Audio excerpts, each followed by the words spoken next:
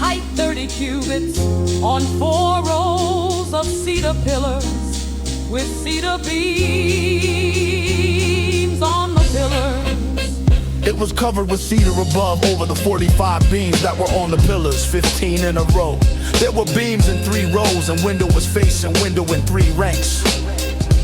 All the doors and posts were made square with beams, and window was facing window in 3 ranks. He made the porch of pillars, was 50 cubits, and its width 30 cubits.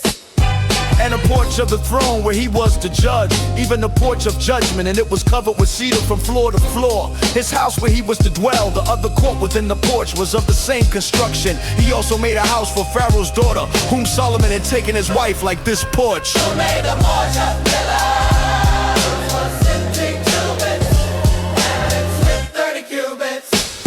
All these were of costly stones, cut according to measure, sawed with saws inside and outside, even from the foundation to the coping, and so on the outside to the great court.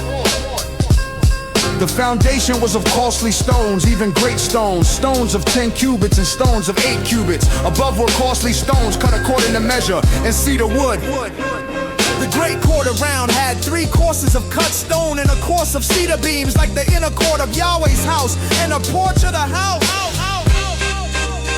King Solomon sent and brought Hiram out of Tyre. He was the son of a widow of the tribe of Naphtali, and his father was a man of Tyre, a worker in bronze. He was filled with wisdom, understanding, and skill to work all works in bronze. He came to King Solomon and performed all his work.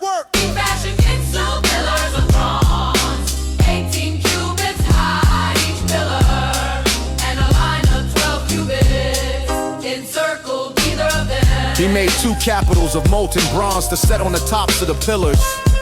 The height of the one capital was 5 cubits, and the height of the other capital was 5 cubits. There were nets of checker work and wreaths of chain work for the capitals, which were on the top of the pillars. 7 for the one capital and 7 for the other capital. So he made the pillars in 2 rows around on the one network to cover the capitals that were on the top of the pillars, and he did so for the other capital. The capitals that were on the top of the pillars in the porch were of lily work, 4 cubits.